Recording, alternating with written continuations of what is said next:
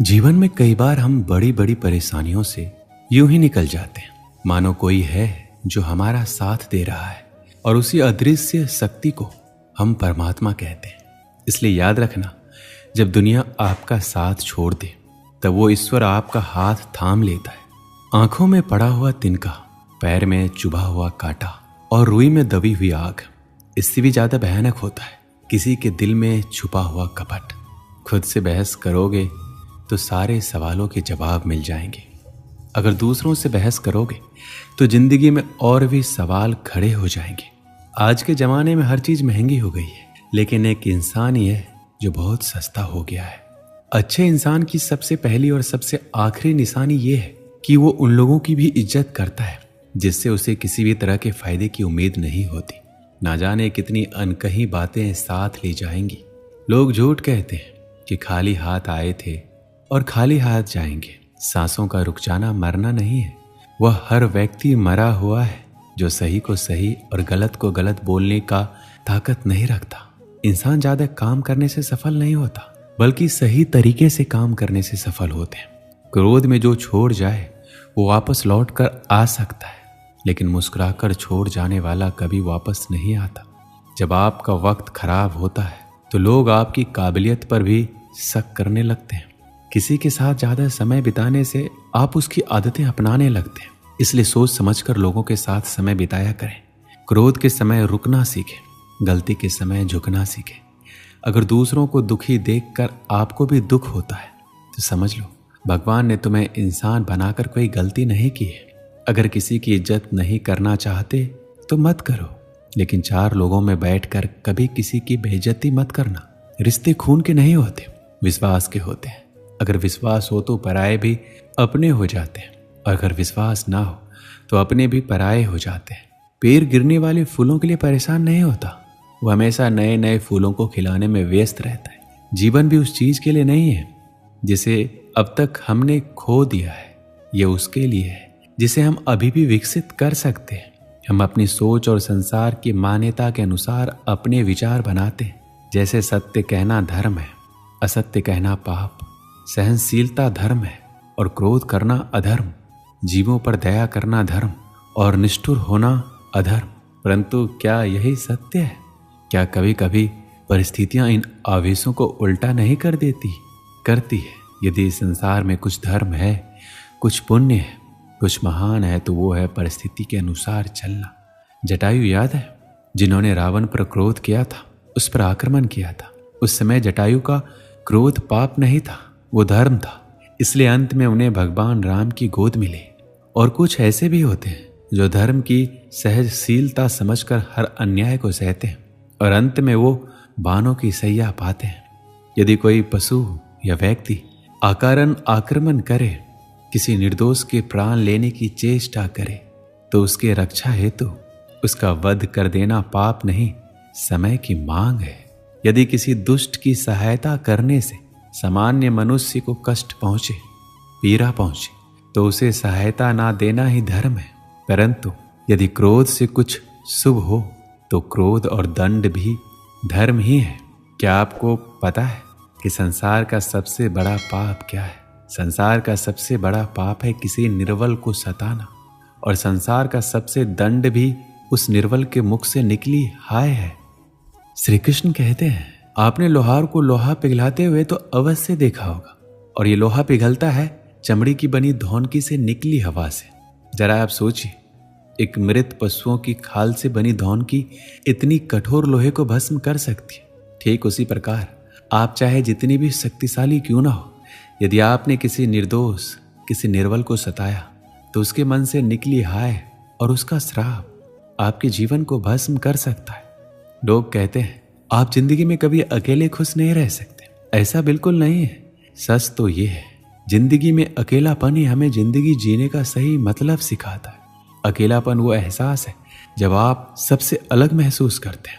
पर सबसे ज्यादा जरूरी है आप अपने आप को प्यार करें।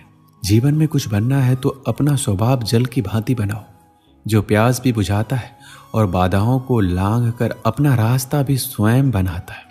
पत्थर की भांति ना बनो जो दूसरों का भी रास्ता रोक लेता है। जो झुक सकता है वह संसार को झुका सकता है, और करने वाले तो अधिकतर टूट जाते हैं। पता है इंसान की सबसे बड़ी कमजोरी क्या है? अपने आप की तुलना दूसरों से करना।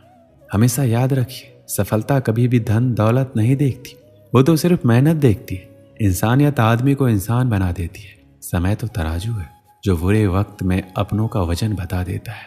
खुद को ऐसा बनाओ कि जहां तुम हो तुम्हें सब प्यार करे, जहां से तुम चले जाओ तो तुम्हें सब याद करे, और जहां तुम पहुंचने वाले हो वहां सब तुम्हारा इंतजार करे। बुरा लग जाए ऐसा सच जरूर बोलो, मगर सच लगे ऐसा झूठ कभी मत बोलो। औरों के दम पर अगर उड़कर दिखाओगे तो अपने दम पर कुछ भी करने का हुनर भूल जाओगे। ये तो प्रेम की गैर मौजूदगी का नतीजा है। सिर्फ एक गलती की देरी है, फिर लोग भूल जाएंगे कि तुम कितने अच्छे थे। कभी ऐसा हुआ है, कोई मिला, प्यार हुआ, बात हुई, आदत हुई, लड़ाइयाँ हुई, बातें बंद हुई, वो छोड़ गया और हम टूट गए। लगन हर मुश्किल को आसान बना देती है। उम्मीद एक उपहार है। जब लोग आपसे कुछ उम्मीद करते हैं, इसका मतलब ये है कि आपने उन्हें आप पर विश्वास करने के कारण दिए। जो कुछ भी तुम्हारे भाग्य में लिखा है वह अवश्य ही उचित समय पर मिलेगा। तुम क्यों परेशान होते हो? जो भाग्य में नहीं है वो कभी नहीं मिलेगा। तुम व्यर्थ ही प्रयास कर रहे हो। जो मिला है उसे उचित तरीके से बिना फल की कामना किए करो, जन्म सफल होगा। जो भक्ति भाव से कर्म करता है, जन्म विशुद्ध आत्मा है। और जो अपने मन तथा इंद्रियों को वश में रखता है वो सभी को प्रिय होता है और सभी लोग उसे प्रिय होते हैं। परमात्मा के सिवाय कोई भी हमें सच्चा प्रेम नहीं कर सकता। बाकी सब रिश्ते केवल लेन देन पर निर्भर होते हैं। किसी के लिए समर्पण करना मुश्किल नहीं है, मुश्किल है उस व्यक्ति को ढूंढना जो आपके समर्पण का सम्मान कर सके। श्री कृष्ण कहते हैं, द्वंद्व दो मनुष्य के मध्य होता है, परंतु विजय सदैव एक ही मनुष्य को मिलती है। जबकि समान रूप से दोनों शक्तिशाली होते हैं और दोनों व्यक्ति समान ज्ञान प्राप्त कर सकते हैं, लेकिन सफलता एक ही को मिलती है। इसका कारण क्या है? मान लो दो प्रकार के लोहे होते हैं, एक ठंडा एक गर्म। कभी सोचा है, लोहकार लोहे को लोहे से ही काटता है, परंतु सदैव ठंडा लोहा ही गर्म लोहे को काट पाता है। और यही नीति मनुष्यों पर भी लागू होती है।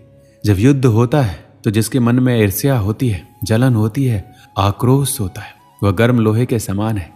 और जिनका मन शांत होता है, जिनका मन संयम से बंधा होता है, वह ठंड लोहे के समान है। और वही ईर्ष्या और द्वेष गर्म लोहे को काट सकता है। इसलिए यदि जीवन के संग्राम में विजय प्राप्त करनी है तो अपने मन को शांत रखिए। एक समय की बात है, एक छोटे से गांव में एक युवक रहता था जो तीर अंदाजी में निपुण बनने का सपना देखता था। हर दिन वह बगीचे में अपने छोटे से निशाने पर अभ्यास करता और तीर चलाता। कभी उसका तीर निशाने से चूक जाता तो कभी निशाने के पास भी नहीं पहुंचता। गांव के लोग अक्सर उसका मजाक उड़ाते और कहते वह कभी अच्छा तीरंदाज नहीं बन पाएगा। लेकिन वो युवक अपनी कोशिशों में कमी नहीं आने देता था। उसने ठान लिया वह हर दिन पहले से बेहतर बनेगा। वह सुबह जल्दी उठता, रात में देर तक अभ्यास करता और हर तीर को ठीक से चलाने की कोशिश करता। वह अपनी असफलताओं से निराश नहीं हुआ, बल्कि उनसे सीखता था। हर बार वह खुद से सवाल करता कि उसने कहाँ गलती की और अगली बार उसे कैसे सुधारा जाए। कुछ सालों बाद गांव में एक बड़ा तीरंदाजी प्रतियोगिता का आयोजन हुआ। प्रतियोगिता में कई गांव के अनुभवी तीरंदाज भाग ले रहे थे। लोगों को उस युवक से कोई उम्मीद नहीं थी, क्योंकि उसे अब भी एक साधारण तीरंदाज ही समझता था। लेकिन जब प्रतियोगिता शुरू हुई तो युवक का तीर बार बार सीधे निशाने पर लगने लगा। उसकी सटीकता और कौशल देखकर सभी दंग रह गए। अंत में वह प्रतियोगिता का विजेता बना। गांव के बुजुर्गों ने पूछा, तुमने ये कैसे किया? हम तो सोचते थे तुम कभी सफल नहीं हो पाओगे। युवक ने मुस्कुराते हुए जवाब दिया, अभ्यास। मैंने कभी हार नहीं मानी और हर दिन अभ्यास किया। मैंने अपनी गलतियों से सीखा और हर बार उन्हें सुधारने की कोशिश की। आज जो मैं हूं वो केवल निरंतर अभ्यास और धैर्य का परिणाम है। इस कहानी से हमें क्या सीख मिलती है? अभ्यास जीवन के किसी भी क्षेत्र में सफलता की कुंजी है। असफलताएं हमारे रास्ते में आती है, लेकिन अगर हम उन्हें सीखने का माध्यम बना लें और लगातार प्रयास करते रहें तो कोई भी बाधा हमें रोक नहीं सकती, चाहे हमारे सामने कितना भी कठिन लक्ष्य क्यों न हो। निरंतर अभ्यास और दृढ़ निश्चय के साथ हम उसे अवश्य हासिल कर सकते हैं। दोस्तों, इस वीडियो में बस इतना ही। मिलते हैं अगली वीडियो में। अपना ख्याल रखिएगा। जय श्री कृष्ण।